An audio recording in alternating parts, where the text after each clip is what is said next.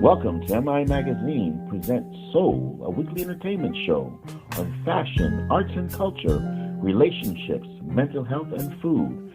Our weekly guest hosts are Christie Grace Chambers, Carla Hill, Dr. Delvena Thomas, and Chef Irie. Now introducing our host, Miss Nicky Gelin. Hello, everybody, and good night. Welcome to MIA Magazine Presents Soul. I am your host, Nicky Gelin, bringing you Black news and Black entertainment right here within Dade, Broward, and the Palm Beaches. If this is your first time tuning in tonight, we are on our 7th episode. You can go ahead and watch our previous episodes on our Facebook page. We have had the privilege to interview Peter Thomas, the owner of Bar One in Miami Beach, Victor George Harvey of VG Vodka, Victor George Vodka. He's one of the only Black-owned liquor distilleries within South Florida. Cosmology as well. They've been featured on HSN and QVC, and they have helped with detangling for naturalistas on their wash days. So again, thank you so much for your support. We are on our 7th episode tonight. We have a very special featured guest. I like to call him the curator of weaving Caribbean culture and community. Premiering the sound system roots of one of the best countries and islands ever. I may be a little biased tonight because I am actually from that island, but hailing from Jamaica. So Jason Panton, he's one of our featured guests tonight. He is one of the co-creators of Dubwise Jamaica, Dubwise Miami, and I have a couple of questions. We'll be speaking to him in a couple of minutes, so definitely stay tuned. I do want to segue really quick. It's really important. So Monday begins early voting. So early voting starts on Monday within Dade and Broward. Go ahead, see where you need to go. Go ahead and get your vote in. And October 24th is actually the last day to request your mail-in ballot. So again, guys, it's really important. It's really crucial. Spread the word to your friends and your family members. But again, Monday starts early voting, okay? So again, if you're tuning in for the first time tonight, so MIA Magazine, we pride ourselves on the dissemination of Black cultural news right here within South Florida. So we like to highlight the top Black, professionals as far as designers and artists.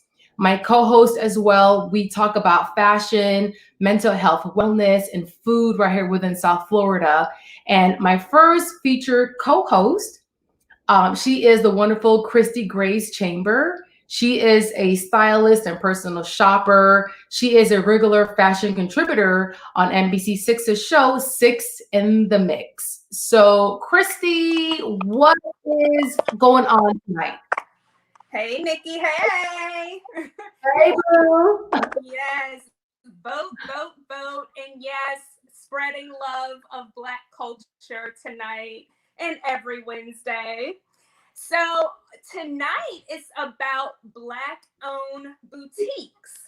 Now, I want this to be interactive, Nikki, between me and you, and also between, everyone watching. Please chime in if you know of any, because we can add to this list. Now, this list is not online boutiques, even though some of these or all of these have an online component. I'm talking brick and mortar spaces that you can walk into, touch and feel and shop, places in a commercial space. All right. So I'm going to give you 6 locations, and we're going to start off talking about Intrigue Couture. Now, I love Intrigue Couture. In fact, I'm wearing a dress from there. So I'll post a photo later on Instagram so you can see the full fabulousness of it. And then this pleated top came from there as well. Now, Intrigue Couture is actually in 2 malls. 2 malls, Black woman owned in 2 malls. So she has a location in Boca Raton Mall and a location in Westville Mall in Broward. So Intrigue Couture, Nikki, I think you would love, because it's for like the sexy, confident woman. So, you know, she has a lot of bodycon dresses, lots of beautiful sundresses, very Miami chic.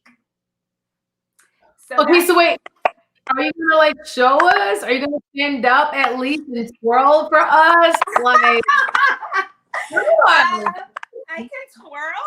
I don't know if you can see it, but oh no, I can see I'm that. going to have to post it. Going to have to post it. It's really fabulous.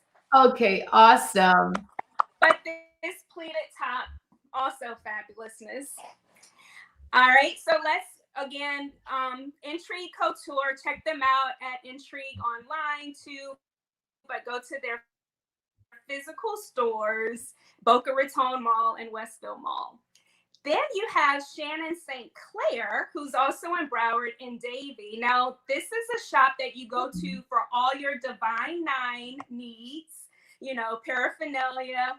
And she also does custom handcrafted denim jackets with embellishments. They're so beautiful.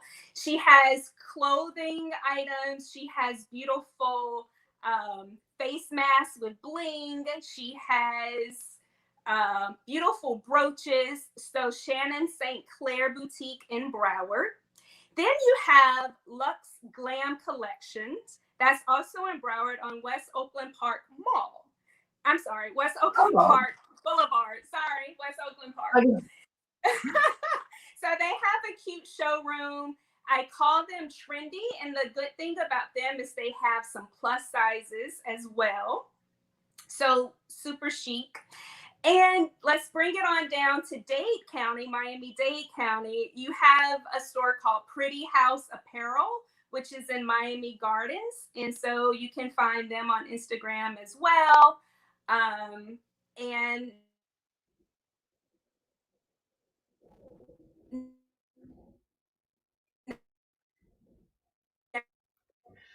Okay, yeah. So Christy, you're kind of frozen a little bit.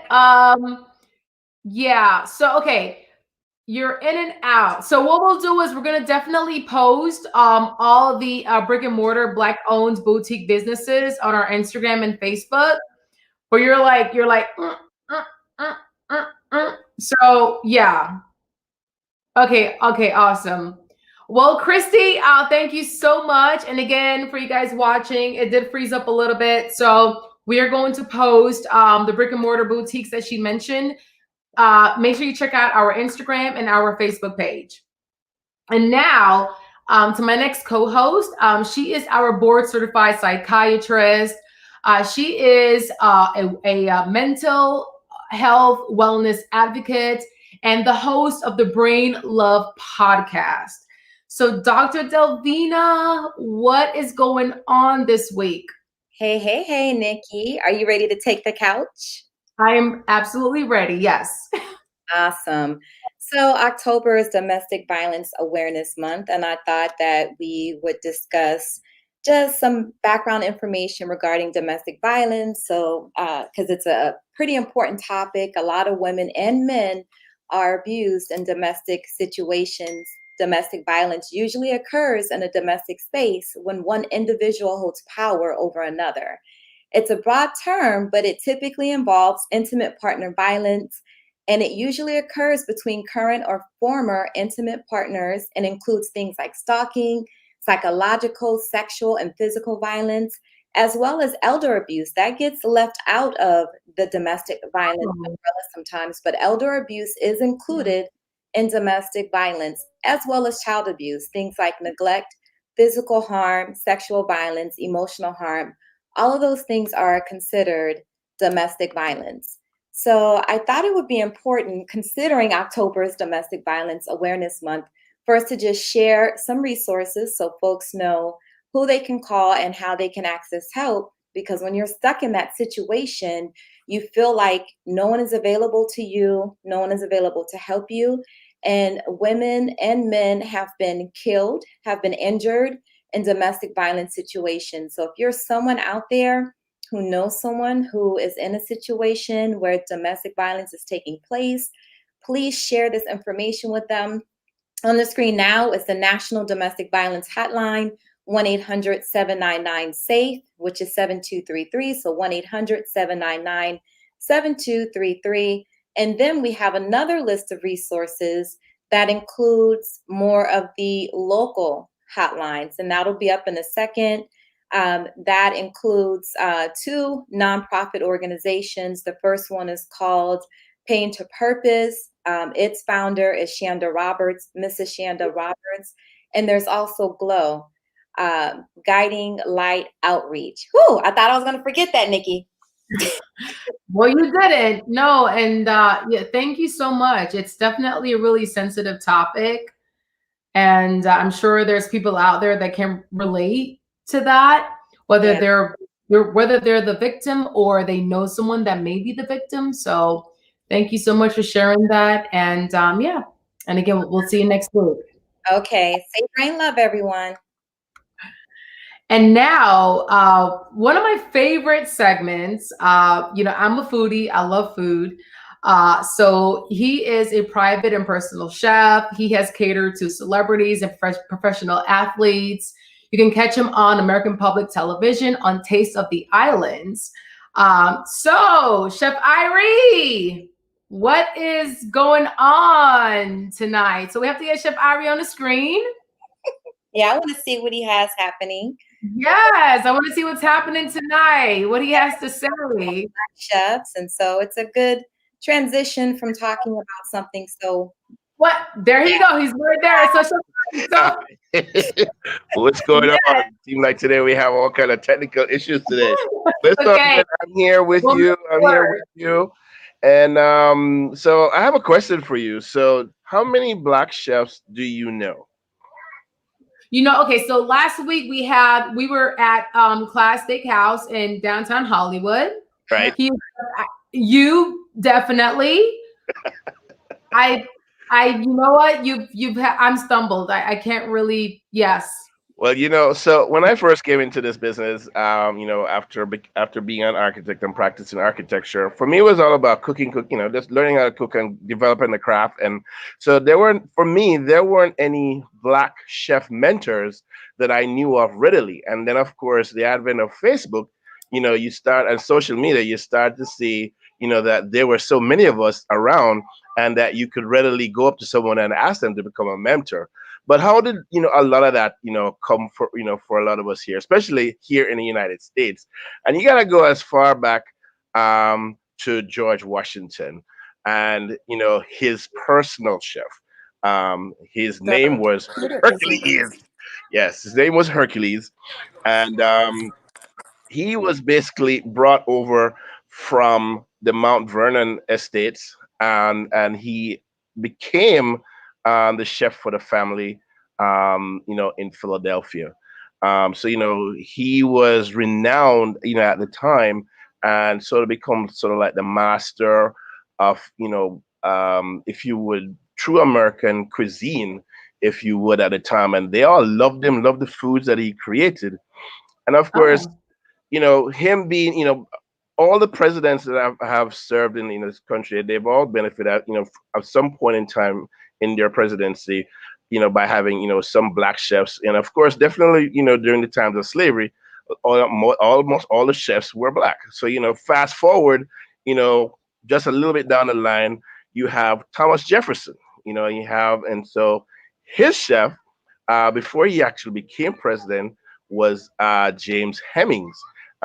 He was the half brother of, you know, Sally Hemings, and he was the first American chef to go overseas to study French cuisine in Paris, because Thomas Jefferson brought him with him, you know, to Paris. And so he learned, you know, he was there for 5 years and learned all the stuff about French cuisine, you know, and then came back here and introduced that, you know, to, you know, the presidency, you know, the White House, and to America. You know, a lot of the stuff that we know, you know, came from, you know, early roots, whether it's the French cuisine infused into modern, modern American, you know, cuisine. And of course, you know, Hercules, the first black chef that cooked for, the first president of the United States. Now, I say all of that, to say history was laid down, and when we first started this show, I introduced a book, for people to go and check out. And I'm introducing it again because I think, we have made so many strides, as black chefs in this country. And, a lot of us are always saying, hey, I don't know a black chef. Well, there's so many avenues that we can utilize to find black chefs. This is one of them. Okay. Not just here in South Florida. So this is called Tokes in Black, a celebration of black chefs. And it features 101 chefs here in the United States, all over the country. Okay. And they have, myself included. I'm in this book as well, and beautiful pictures, beautiful artistry, beautiful chefs. Right. I They see do, that. right? And of all varying backgrounds. Some are from other countries that live here, Nigeria, the African continent. Quite a few of them are from the Caribbean, like myself. Um, and because there have been chefs who have laid down, the pathway. When you look at the White House now, the presidency as it is now, um, it brought way to the first female chef and first female chef of color, to head the helm at the White House. Chef Comida Comerford. She's a Filipino American. So we have made a lot of strides, as black chefs here in this country. So Right. what I implore people to do, definitely find out who your black chefs are, for the restaurants or for just, private chefs, and do support them. We have, there is Dukunu here in It's my. Dunkanu. What did I Sorry. say? I said Dukunu. What? Yes, No, but Dunkanu. You have to. it's Go not ahead. Junkanu. It's Dukunu. I mean, cut you off. Go ahead. Junkanu is the stuff from the Bahamas. you know. Go ahead. Yeah, so and there are quite several other establishments. I wanted to hopefully, when in very soon, I want to do quick segment on some of the black establishments that are here, in South Florida, Right. so people can know where to go and spend their dollars, know where to go and who to support. When they are looking for places to eat or looking for chefs to create wonderful dishes for their events. So I have a uh, question about that's the book. What does Tokes mean? so Tokes. What is So Tokes? if you've ever been into a restaurant or a hotel and you've seen a chef walking around with the tall hat with the sleeves in it all Yeah. around, that's a Mhm. toque. And so it has 101 pleats in the toque. And when I went to culinary school, I was told that that's 101 ways to cook an egg. So in terms of each pleat in the toque represents a way to cook an egg, and there's 101 pleats in it. So and then you have varying sizes in terms of the height that Right. represent the classification of the chef that you are. So if you're the executive chef, you have the tallest toque. Oh. Okay. Thank you. Thanks for clarifying that. Thank you. So next time you go and you see the toque, you'll know exactly what it is and what it means. Exactly. You'll come to mind. Yes, so Okay. So chefs in toques, baby. And you can find this book at thechefsconnection.com, and purchase your book. Yes. awesome. Well, Chef Irie, thank you so much. And we'll see you next week. Yeah, most definitely. And as you're doing that, drink it up and stay healthy. Well, okay. So what are you drinking tonight? What's that tonight? So I'm having a little bit of scotch. This is Glenlivet. And this it was um it cured, in barrels that had rum. So, Oh, so this okay. is scotch, yes, with done in rum barrels. Okay, so you got that good stuff. All right, well, enjoy and have another glass for me. All right, so we'll see you next week. Thank you. And now, on to our featured guest. You know, he is a co-creator of a global reggae event across North America, Canada, Africa, and the birthplace of where it originated from, the Caribbean, of course, Jamaica. And, you know, it's preserving roots and cultural globally with word, sound, and of course, power. So Jason Panten, thank you for being our featured guest tonight. It's really appreciated. Oh my goodness, how are you? Greetings everyone. Greetings, Nikki. I'm great, yeah. We're here giving thanks. We're here giving thanks, exactly. So I want to get right into it. So give us a little about your background. All right, so born in Jamaica, came to Miami when I was about 7 or 8, and then went back to Jamaica after I finished college to do some residencies in art at the Edna Manley College. And, you know, my dad had always lived there, and right when I finished college was around the time he retired. So, so went back there to essentially reclaim what I lost over a couple of years of being in America, meaning, you know, I went back, but I hadn't been saturated in Jamaica for probably 10 years, right? So kind of went back after college, and it became the birthplace for a lot of my creativity. Yes, I see that. So yeah, man, everything Jamaica is the root. I mean, Africa is the mommy, but Jamaica is the root. And, for me. And so everything kind of started from there, you know, brands, events, ideas, all of those things sprung from my early interactions with artists and creatives in Kingston while I was there on residency. Big up Rosie Gordon-Wallace, because she actually was the one who sent me there on my first residency to Edna Manley College. So that was an integral part of my creative journey. Awesome. So you're a multi-talented creative that encompasses art, social, and culture. So that's kind of like what you encompass overall. So how did you get your call into the art scene? Because I know you had like an exhibit in I think in Jamaica or here, but how did that all come? How did you know that was your calling to begin with? So, I mean, from a long time. So when I was in elementary school, I think I was maybe 10 or 11 years old. I won my first painting competition thing. And I had my painting in a bank locally. And that was like my first artistic victory. And then a teacher of mine, maybe high school, middle school, realized every time I would turn in an assignment, I would draw something with it, really to get extra credit, because I would write less than the words they wanted. Like, you know, they'd say this needs to be 500 words, 750 words. So I'd write like 300 words, but then I would paint something to go with it, like a scene from the book that I'm reading or something, right?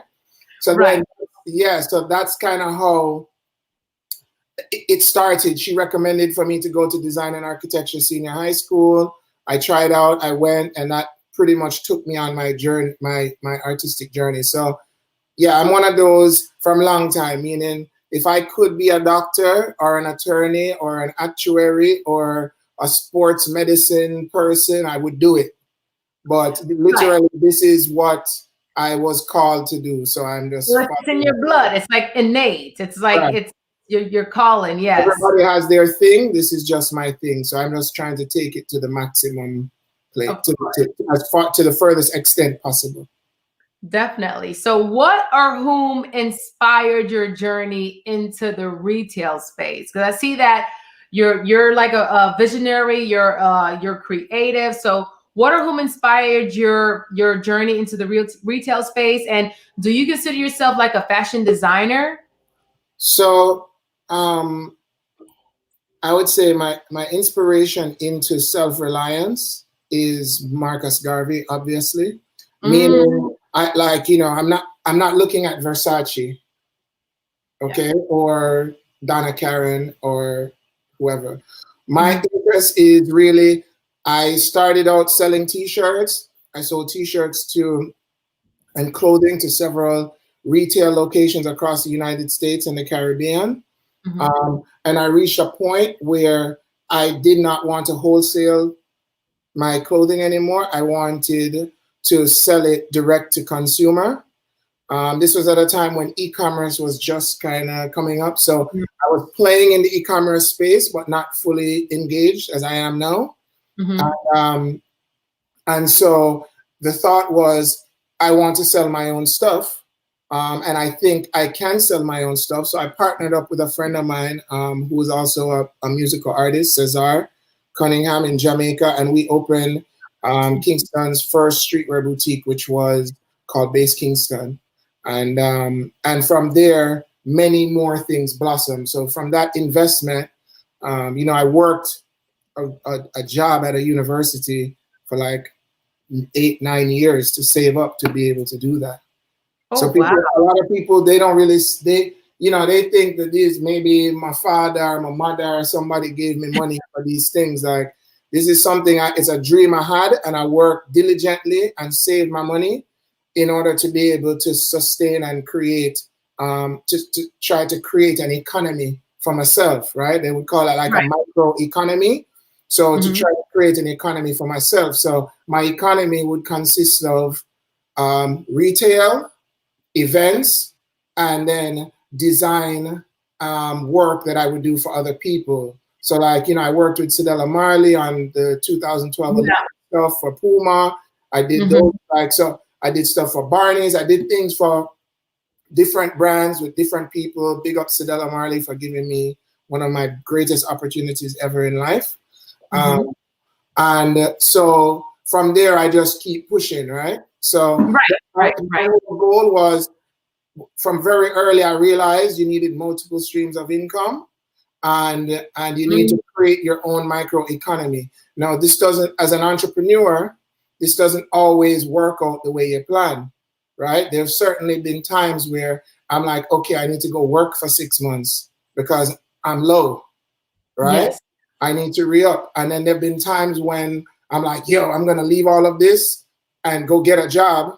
And I apply to 10 jobs, I get no phone calls, and then something drops in my lap and I'm sustained for another 2 years, right? Yeah, so, so you know, and I'm saying this because I like to be open with people who might see this and who are listening, that this journey is not no straight thing, and it's not just this ordained path that every door just opens up and you don't do the hills and the valleys. So to get to Everything Nice, to get to Dubwise, to get to these things was a journey of hills and valleys and learning, and, you know, some people loving you and some people hating you. So really quick, so tell us about the Everything Nice culture and brand. What is the vision of Everything Nice? I see it's a recent project of yours. Yeah, so Everything Nice was a name that I came up with maybe 2019 early, and and I just wanted it to be like a space where I can create freely and collaborate with other people artistically. That includes music, which I do a lot of. You know, I work with a lot of artists. I've worked with Protege. I work with Jesse Royal. I work with a lot of reggae artists. I work with Kimani Marley. There's a lot of musical work that, you know, I did some stuff with Trina. I did some stuff with Rick Ross, design-wise. So I do that a lot. So I wanted a brand that I can collaborate with and just create nice things. So I came up with Everything Nice, and it basically encompasses all that stuff: art, design, music, events. It's like my hub outside of Dubwise, which is a very well-established thing. Yeah. So now, okay, so let's talk about the inception of Dubwise Jamaica, and now we have Dubwise Miami. So how did that even come about? Okay, so there was a movement in the 2010, 11, 12, 13 in Jamaica, which was called the Reggae Revival, This is when there was a resurgence of young Rasta artists making great music collectively. And because of my store and my relationships with these folks, I played a role in that movement. And so what Dubwise initially was set out to be was a place for us to play the music for the young artists. Because at the time, if you went to the regular dancehall parties, Fire Mondays, Hot Mondays, Weddy Wednesday, all of those dances in Jamaica, you would not hear any of these emerging artists play. No disrespect to the dancehall selectors, they do what they do and they do it well. But it was not being played. So me, with my own Marcus Garvey spirit, was like, okay, well, we're gonna create our own place to play this music because we know people want to hear it, right? Right. And so me, Protege, and a DJ at the time who's now an artist named Yardcore came up with Dubwise, and everybody, Yardcore has gone on to pursue being an artist. Protege's career has obviously taken off tremendously. So I'm stewarding the ship for Dubwise globally now. And so that's how it started. It just started as an avenue, again, for us and a platform to showcase culture and music, and create spaces.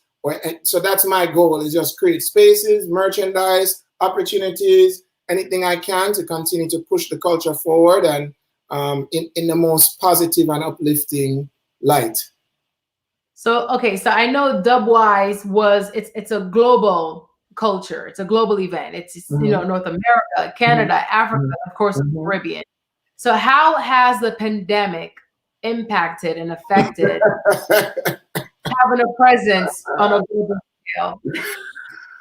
So, I mean, as with most event brands, and I'm friends with a lot of guys that have other event brands that speak to other audiences, we can't keep large scale events.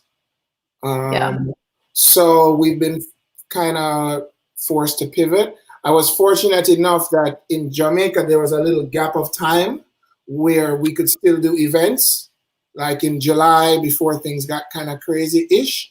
So I was able to do a Dubwise pop-up briefly in Kingston one day. I think I did it for Independence Weekend, like on a Saturday. So I did a nice, which was dope. It was great. Everybody enjoyed themselves. And as soon as things kind of opened up, I was lucky enough that Sven, who is half Jamaican and one of the owners of 800 Lucky and Koyo, I don't know how many people know that, but one of the owners is German Jamaican, loves his Jamaican roots. And he called me he's like, Jason, we need some good vibes on Sunday because people are trying to come out of this COVID thing and we want to give them some good vibes. So let's do Dubwise here. So we just came off of doing that for a stretch since June. Yeah, since June. So we did that for June, July, August, September, October. So we did that for 5 months or so. Now things are going back to kind of the regular programming. So we're going to pause at Lucky for now, and then we're going to bring back something there on Saturdays. I have time there. So we're going to do an Everything Nice event there every Saturday starting. So I've been lucky that, I have a brand, an established brand and a following. So it's not going to be difficult for me to kickstart that, fortunately. So in Jamaica and in Miami, Trinidad included, I have people waiting for this thing to lift up in Australia. I'm talking to people in Costa Rica. My brethren in New York is like, yo, Jason, we're ready. Are we ready? Are we almost ready? So the calling is there, and we'll kickstart it in due time, just making sure that everybody is safe, That's the most important part. As far as 800 Lucky, so are you still there? Is it still monthly, or when can we see you again? So Lucky, 1-800 Lucky was like what I'd call it, like a COVID residency we had for 5 months since June. And now that things are getting back, the Sundays are done for now for Dubwise. and we'll bring back Dubwise on Wednesdays at Koyo when we think it's relatively safe-ish. And so for now, people will be able to find me every Saturday between 3 and 7 p.m. at 1-800-LUCKY. Oh, okay. And we're going to be doing an event and have merchandise there for Everything Nice. So nice little open format vibe, still Black people music, make everybody feel nice. And some reggae, of course, reggae as well. Naturally, if me I play music, reggae music must play. That is without question. Yes, and I was at one of your recent ones at 1-800-LUCKY, and you know what? One thing I do miss is the shrine as well, but we can talk about that another time. But I support all your events, and they've always been lit. So thank you for bringing the culture, for bringing like awareness. So outside of 1-800-LUCKY, what can we expect as far as Dubwise in Miami? What's I know the pandemic is a little, you know. Yeah, so Dubwise will come back soon. We're talking about it. It's just a matter of whether or not I feel confident about a small space with people. So Dubwise Miami will be back. I'll probably do some pop-ups between now and then. And, you know, you can follow us on social media or follow me and we'll talk about it. But we'll make sure that the music gets to the people. Because, you know, the way I see Dubwise is really and truly at its core, it's a cultural service that I happen to get compensated for, right? But it's a cultural service, like meaning I wish there was an organization in Jamaica that just paid us to keep reggae music current and playing, you know? Right. Yeah. So that's what it is. So it's a great thing. I love it. It's great to see people still know all of this music from the years. And vibe to the current sound of Jamaican reggae music, which is different, but certainly great. And, you know, respect due goes to all of the artists who are contributing to our musical legacy in Jamaica. Good. And thank you for keeping it alive. Thank you for bringing awareness. Thank you for bringing the culture and keeping it intact, and just, you know, to all the Jamaicans and Caribbeans and the non-Caribbeans as well, you know, so they're being exposed to the culture overall. So thank you for that. Yes. So what would you tell your younger self, and how old would you be? What would I, you know, I honestly don't feel like I've aged since I was 25.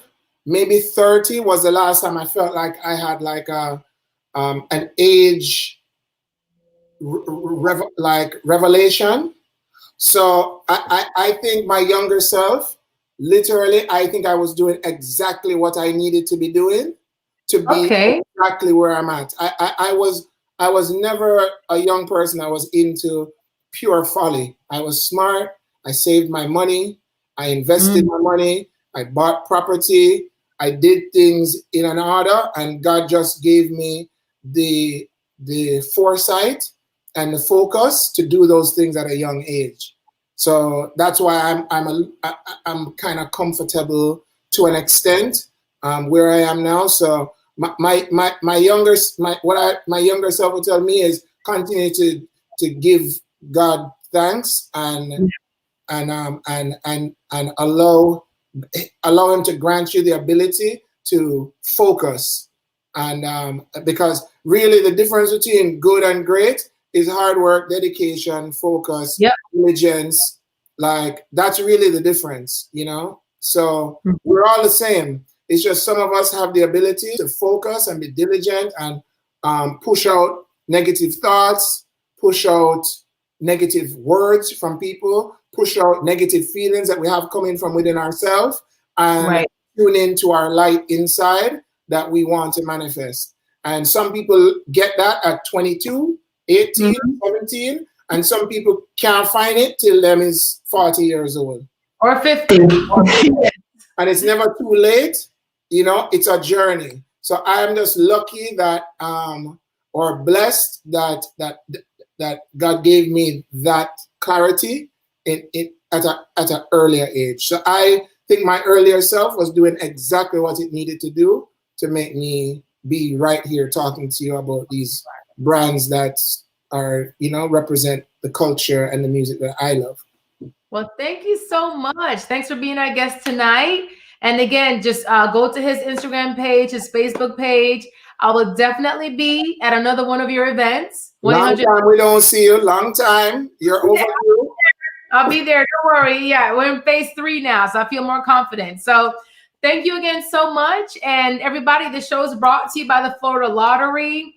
Again, like what I said, we're on our 7th episode. Tune into our Facebook page for the previous ones, and definitely stay tuned for next week's featured guest. So thank you so much, and you have a wonderful night. All right, blessings. Blessings. All right. Bye.